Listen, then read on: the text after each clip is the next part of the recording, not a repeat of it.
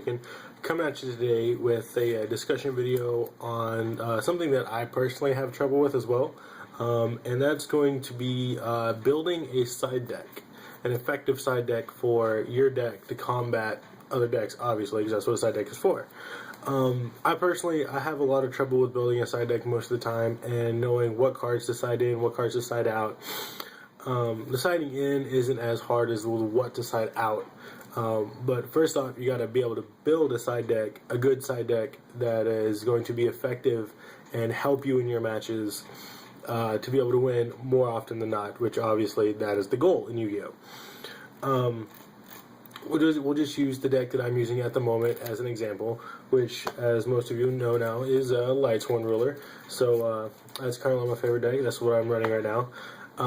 My current side deck consists of Exploder Dragon, 1 Fossil Dyna, 3 Maxis, 3 Mystical Space Typhoon, 2 Breakthrough Skill, 1 Malevolent Catastrophe, 1 Overworked, and 3 Roll Decree.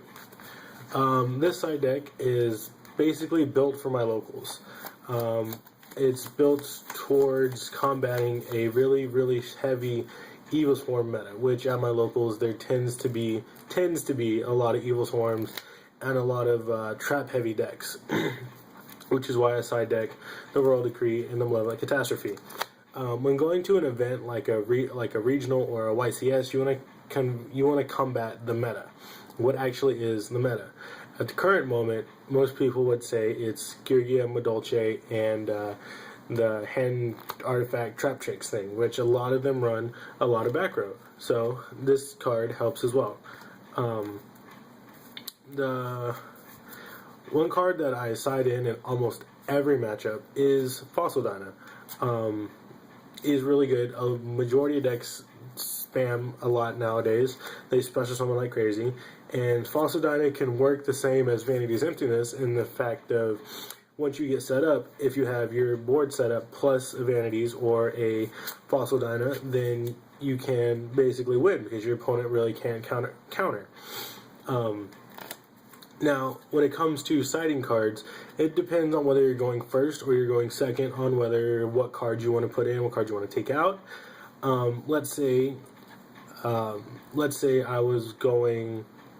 won game 1 against somebody, and they were playing Evil Swarm, and I was luckily able to win game 1. Game 2, I would still side in my decrees, even though I was going second, because it's really, really bad. The traps in that deck really, really hurt me, and I would definitely side in Exploder Dragon and Breakthrough Skill because I need to be able to turn Ophion's effect off to be able to do my plays because Ophion is a big problem. But when you're building a side deck for a deck like, say, Mermails or the Hand Artifact Trap Tricks deck, you're looking more ways to fight the meta instead of fighting the anti-meta. Now, when decks that have, with Lightsworn Ruler, you have, when the majority of your deck is one attribute that can be stopped by, so let's say, Light Imprisoning Mirror with Lightsworn or Bujin, you're looking to side for their side, which is where Royal Decree comes in, and then you have cards like Twister and your MSTs and things like that can get rid of those face-up spells and those continuous spells that are traps and spells that really, really hurt you, that your opponent will be siding in. So you have to also plan for what your opponent is going to side when you're building your side deck. Now, it's really, really hard to do with only 15 cards, but building a side deck is where most players will tell you that it takes skill to be able to build a proper side deck that will give you the best chances of winning Game 2 and Game 3. Now, when it comes to actually siding out cards and siding in cards, like I said earlier, the siding in cards isn't necessarily the hard part. You know what you want to put in, but it's what are you going to take out that doesn't necessarily help you in Game 2 or Game 3. Now, with Lightsworn Ruler, most Game 2s, if I'm going second, or Game 3, if I'm going second, I will side out Curry Bandit because if I go second and someone Curry Bandit and pass, then my opponent basically has 2 free turns to set up and do whatever he wants. Whereas if I go first, he only has 1, and then it's not as big of a minus losing just that 1 turn, so that way my opponent only has 1 turn, and then I go off as well. So game 2 and 3, I tend to side out Curry Bandit. I may leave 1 in just in case, but I usually side out all 3. But when it comes to building a side deck, it is best to think about what your opponents will be siding for your deck and what is your worst matchup. Case in point with the Lightsworn Ruler, the worst matchup is Evil Swarm because Ophion. Ophion says you can't play Yu-Gi-Oh! Basically with this deck.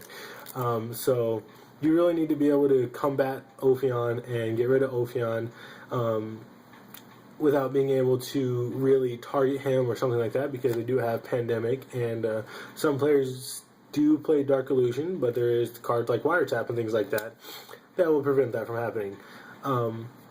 So you really got to think about what is your worst matchup and what your opponent is going to side to stop you, as well as what is the meta.